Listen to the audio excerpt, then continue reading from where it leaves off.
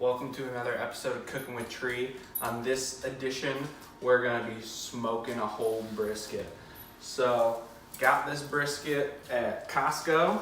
This one is 13 pounds. So it's the whole brisket, it's the flat and the cap. What else we have to cook this brisket? We have some apple cider and we have some apple cider vinegar. I'm gonna mix those two, and that's gonna be the spray that we're gonna spray on it. And then we have some yellow mustard. We're gonna rub a little bit of that on it to get the seasoning going. And for seasoning, all right, so we got the brisket here. We're gonna cut into it and get going on trimming this thing. And I washed this counter all down, so we're just gonna work right on here. This thing's cold right out of the fridge, and I did that on purpose because it should be a little bit easier to trim the fat when it's cold because it's a little bit more like hard. If it starts getting warm, then it is like doesn't cut as well.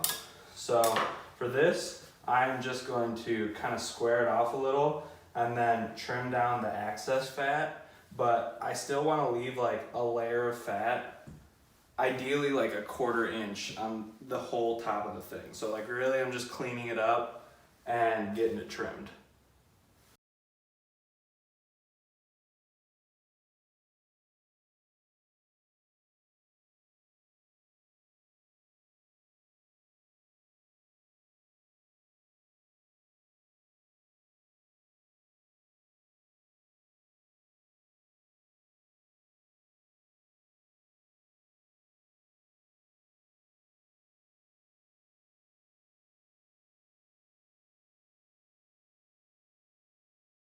We got the brisket all trimmed up and seasoned up. Probably cut it too deep in some spots there, but you know, it can't be perfect. It's ready to go. The smoker's hot. We got it at 180 degrees. It is 1 in the morning. I'm gonna throw this thing on, let it go for 8 hours and go to sleep. And you know, ideally in a perfect world, we'd be like spraying it with our apple cider vinegar and apple juice mixture every like half an hour to an hour, somewhere in there. But you know, we're gonna smoke it on autopilot. So here it goes. We'll see what it looks like in the morning.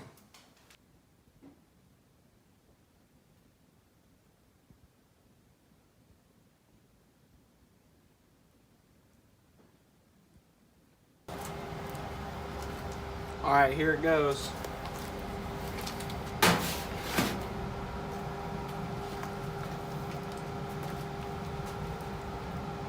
Gonna try and like squeeze it together a little bit so it's not all spread out when we put it on.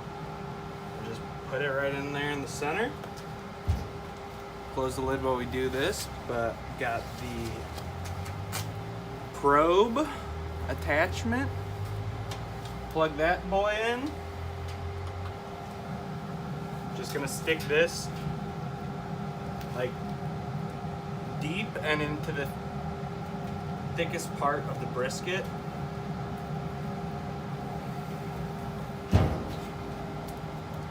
And now we wait. All right, here we are. It's morning. It's been on here for 8 hours. It's at like 152 right now. We haven't opened it at all. We're gonna see what it looks like.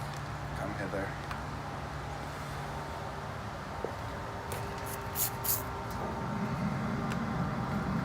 All right, it's looking good. It's kind of dried out as expected because we kind of just left it alone and put it on the autopilot mode so we could go to sleep. In probably an hour from now, it's gonna be at the temperature we need it to be so we can wrap it in butcher paper and finish off the cooking. And I'm just spritzing it again with this mixture of apple cider and apple cider vinegar to make sure it doesn't dry out. But it looks good. It's 2 hours later. The brisket hasn't really reached 160, but it's been at 180 degrees. The smoker temperature has been at 180 degrees for 10 hours now, so we're wrapping it anyway. Probably gonna be hot, but we're just going for it. Not too bad. I did turn the temperature on the smoker up to 225. That's where it's gonna be for the remaining probably 3-4 hours of this brisket cook. Crust is really looking pretty good. So we've got butcher paper set up here. I've got one in the middle and then I've got 2 on each side. And we're just gonna plop it down. And when we wrap this, we wanna have, because this is the fat cap, this has all been on the top the whole time. And when we wrap it, we're gonna make it so it's in the same direction it was on the smoker before. So just like a nice big brisket burrito. Keeping in mind which side is that top side. You don't want to be like ridiculously tight on this, but at the same time you want it to be snug. The difference between butcher paper and tinfoil, you can do brisket in tinfoil, but the butcher paper, it doesn't lock in all that steam quite as much.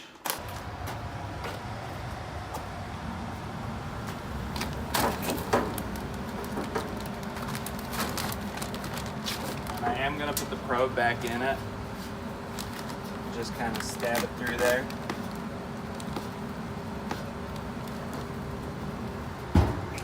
About 3-4 hours, should be good. Take it off. Brisket is underway. It has been on the smoker now for,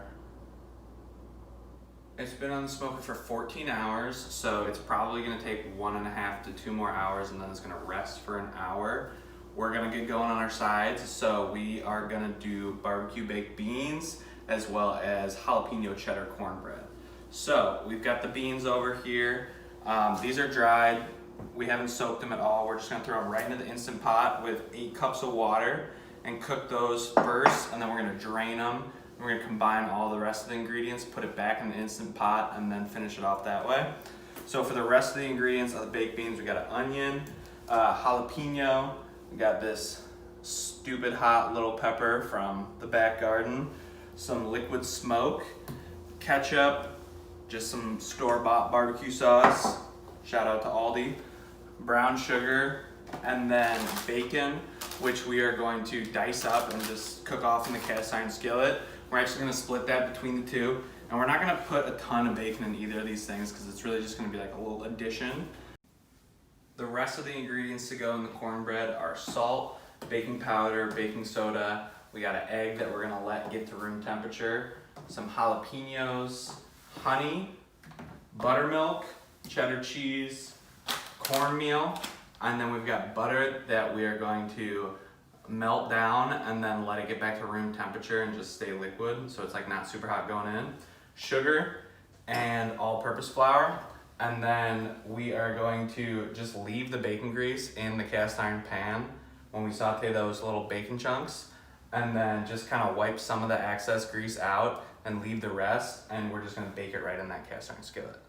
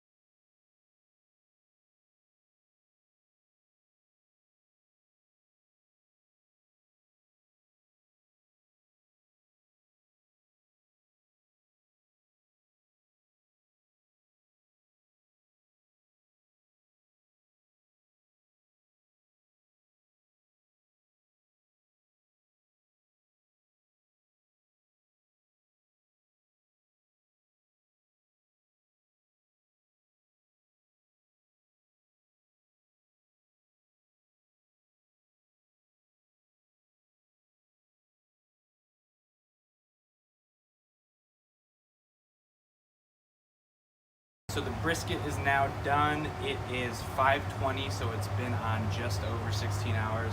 This did take like the full length of time to cook. I think a big part of that was because overnight, like in the first 8 hours, it rained a lot. So this thing was like running on kind of the colder side of things because it had to work harder to like stay hot with the rain going. So if you're interested on how many little wood pellets we burned for 16 hours of cook time, it's about a third of the entire capacity there. So that's pretty impressive. So the brisket has reached 203 degrees. That's the final cook temperature. So we're ready to just go ahead and pull this thing off. We haven't done anything to it since we wrapped it. We just let it go and it's wrapped.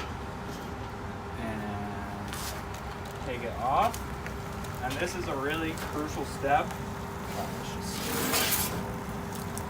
So much juice action going there.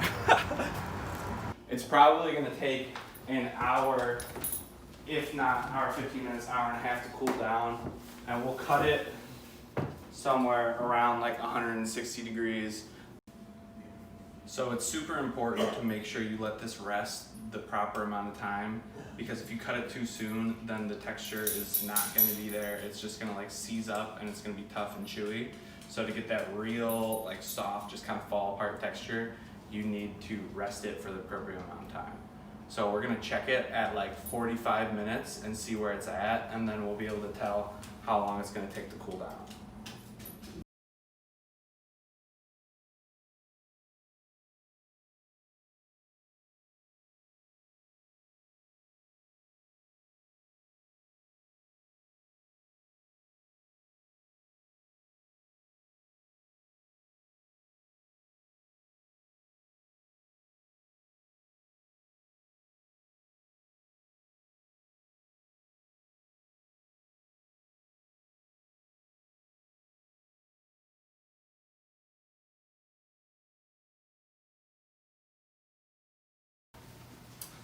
Cornbread is done.